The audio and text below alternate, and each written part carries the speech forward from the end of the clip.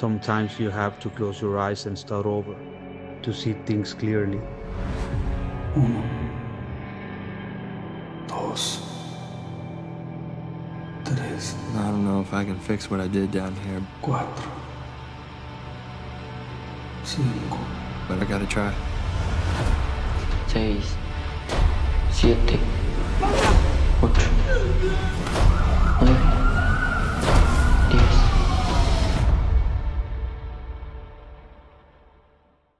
Conor, Jake, Jeff in Las Vegas, good afternoon. Hi, Jeff. Thanks for having us. Oh, my pleasure, man. I loved your movie. I'm a big Western fan. It was so complicated and intricate and emotional and just everything. So congratulations on a really great film. Thank you. Thank you. We love the Western, and we certainly love the kind of the revival of the modern Western that's been going on the last. Yeah, these neo-Westerns, they're just coming fast and furious, but they're so well done. They're not cliches or nothing like that. So, Yeah. And Jake, you know, your character Jackson wants to follow in the family business of ranching, but his father has other plans, doesn't he? Yes. Yeah, I mean, ranching is kind of it's always been a hard life, but now it's one that's kind of dying out of Americana. And for some people are trying desperately to hang on to it, and some people are trying to get their children out of it. And Bill Greer, Jackson's father, definitely, he sees a chance for Jackson to leave home and have something better, which is ultimately something that's all parents want, is a better life for their kids, whether you're a struggling Texas rancher or a Mexican family trying to immigrate north. You just want something better for your kids.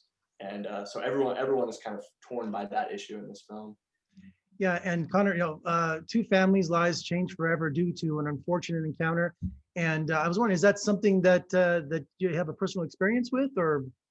I think we're just trying to set up a world where there are no traditional bad guys. You know, where you've got these two families. They both want the same thing, but they're in immediate conflict with one another because of a line in the sand.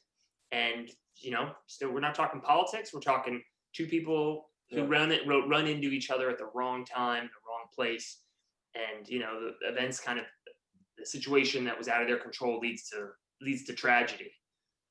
Yeah, and Jake, you know, Jackson's guilt is just eating him away, isn't it?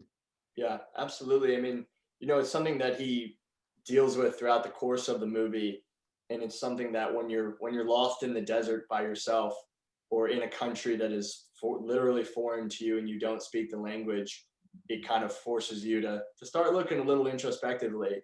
And whether Jackson wants to or not at the beginning, he's really forced to look at not only the terrible decision that he made, but just his whole lifestyle and, you know, how he is going to want to treat people. Yeah, and I really enjoyed how you told both sides of the story, the Mexican side and the American side, both families. I mean, I love how you gave us a look on the other side for once. Yeah, we tried to be honest and to tell an honest story about that, you know, about this. It's like, let's have these parallel storylines and let's have them sort of both careening towards each other. And so that people will, you know, wonder what's going to happen when they finally meet. Yeah.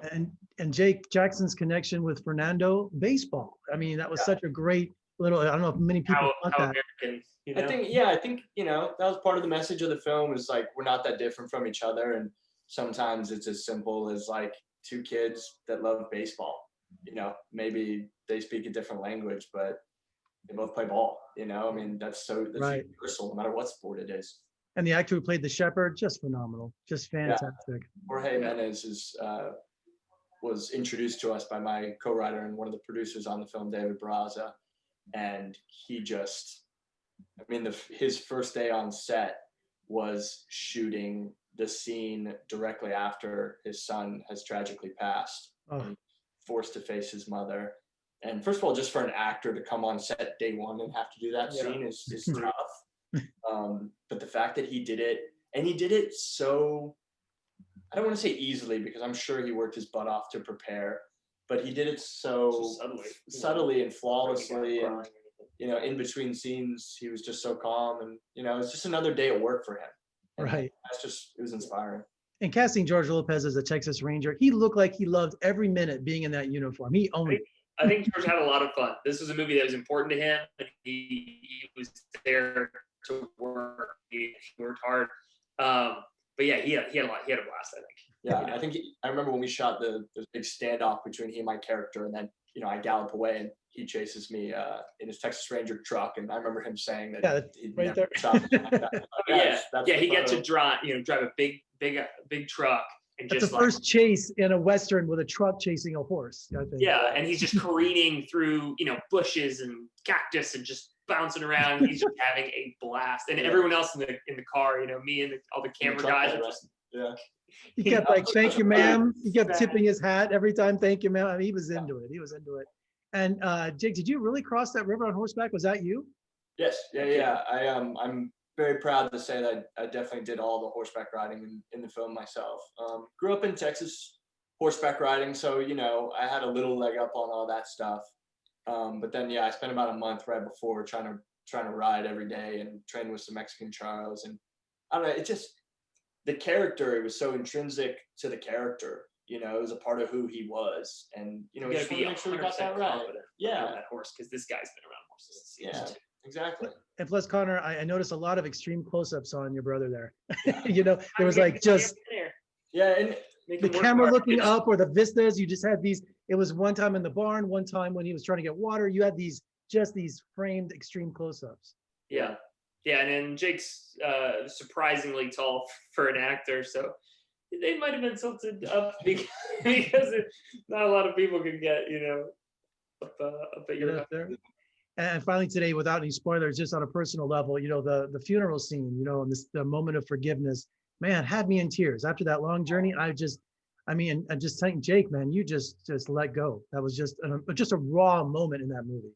Thank you. I remember, speaking of me being so tall, I'm quite taller than Jorge, and I remember him saying after the first take, because I did kind of just like let myself fall into his arms, and just like I just remember like my shoulders dropping, and it felt like 100 pounds just falling, and him holding me up, and that scene was really powerful, and I just hope we did it justice.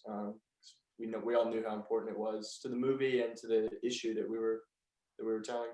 Well, congratulations, guys! One of my favorite films of 2021 already, and I wish you all the luck with it. And let's talk again soon. Thank you, Jeff. Thank you. Appreciate